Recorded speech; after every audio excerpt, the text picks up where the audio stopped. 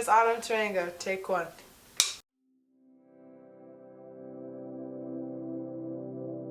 When I was a junior in high school, there was an altar call about forgiveness, and I had been dealing for 12 years of unforgiving this person. When I was 7 years old, I was molested. He gave me the courage to tell people my story, and he showed me how I could use the trials that I had gone through to help future girls or guys alike who had gone through similar things, and to show them about forgiveness.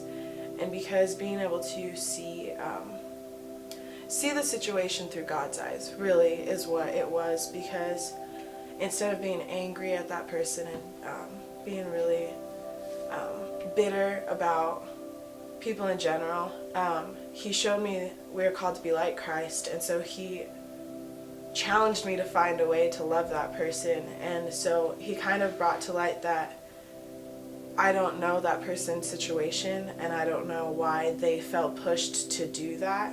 And so just knowing that, and just living in God's grace and forgiveness, and being able to truly use that for his glory and his honor is good. And it really just helped my life be more for him, and be more focused on him instead of my past. And I felt clean, and I felt new, and I felt refreshed, and that weight was lifted. I would just remind them that they make mistakes too, and that we're all human, and Jesus was perfect and didn't make any mistakes at all. And so for him to be able to sit on that cross and cry out, "Father, please forgive them, they don't know what they're doing." He was perfect. He didn't do anything wrong.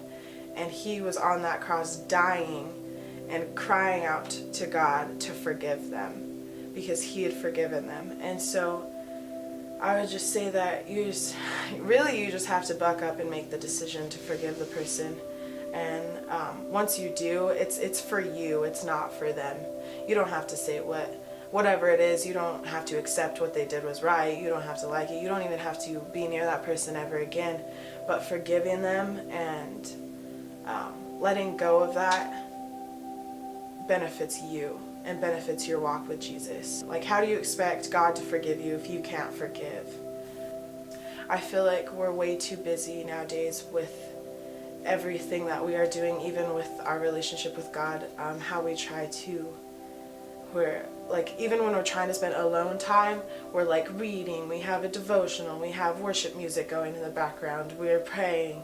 We never take time to just sit and wait on God and listening on him. So I challenge you just like once a month to find a time to sit, and for 2 hours minimum, just sit. Once a month, sit and just wait.